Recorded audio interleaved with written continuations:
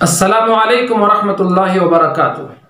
محترم ناظرین، یقیناً اس وقت کرونا وائرس کی وبا سے اللہ تبارک و تعالیٰ کی طرف سے بہت بڑی آزمائش ہے اور یہ بہت خطرناک بیماری ہے، لیکن اس سے زیادہ خطرناک بیماریاں جو اس وقت ہمارے معاشرے میں پھیلی ہیں اور پھیل رہی ہیں اس کے بارے میں ہم ذرا سوچیں گے۔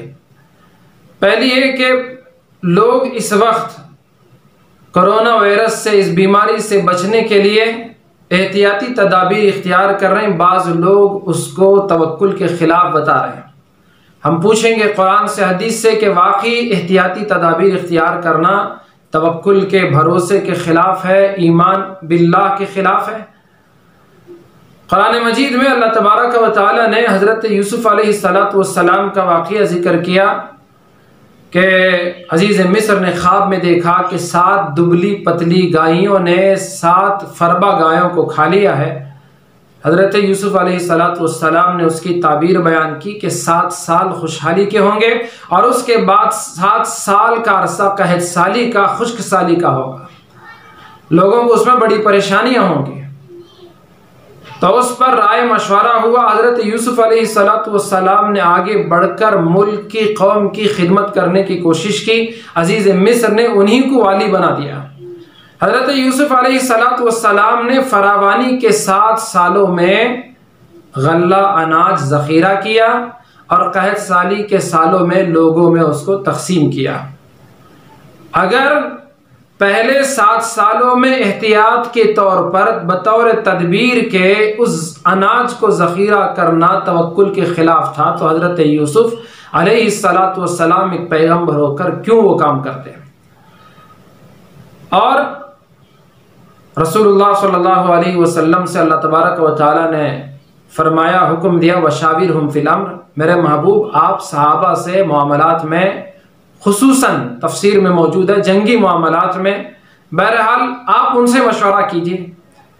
فَإِذَا عَزَمْتَ، جب آپ کسی رائے پر عزم کر لیں اور اس کو اختیار کر لیں، فَتَوَكَّلْ عَلَى اللَّهِ، تو پھر اللہ پر بھروسہ کریں۔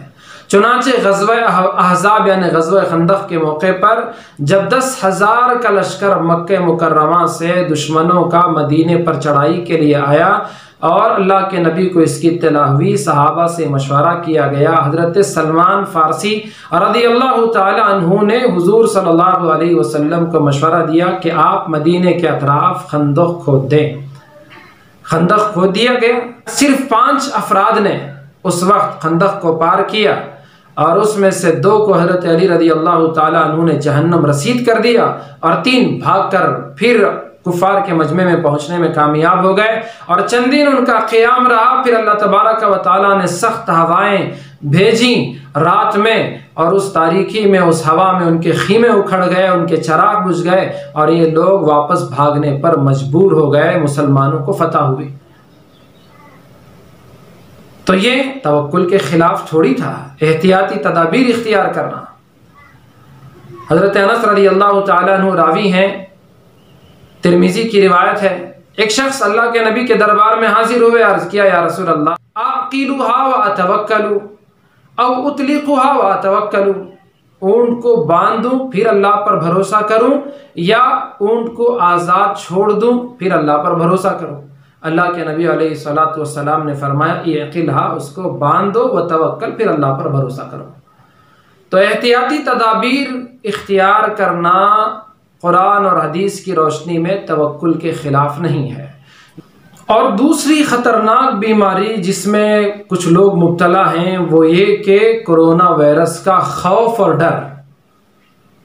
حالانکہ اس بیماری سے اس چھوٹی سی نظر نہ آنے والی مخلوق، اس وائرس اور جراثیم سے ڈرنے کے لیے اللہ نے اس کو نہیں بھیجا، بلکہ اس کو پیدا کرنے والے رب سے ڈرنے کے لیے بھیجا ہے۔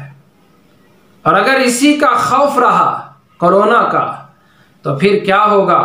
انسان نفسیاتی مرض کا شکار ہو سکتا ہے، جس کی وجہ سے نفسیاتی ماہرین کا کہنا ہے کہ انسان کی طبیعت پر کئی سال کا اس کا اثر پڑتا ہے، کئی سال پیچھے انسان چلے جاتا ہے۔ میں کہوں گا کئی سال پیچھے نہیں بلکہ زمین کے نیچے بھی چلا جا سکتا ہے۔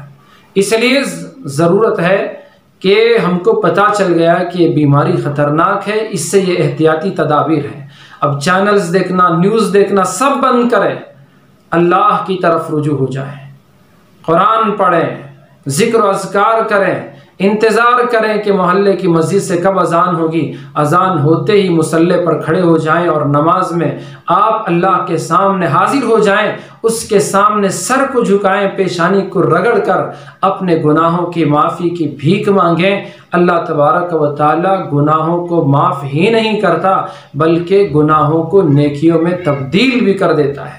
اور اس شوق کے ساتھ نماز پڑھیں کہ جیسے ہی مسجد کھلے گی اور یہ پابندیاں ختم ہوگی، فوراً ہم مسجد میں جا کر نماز ادا کرنے کی کوشش کریں گے۔ اللہ تبارک و تعالی مجھے آپ کو سب کو سمجھنے کی توفیق عطا فرمائے، آمین ثم آمین، وآخر دعوانا ان الحمد للہ رب العالمین۔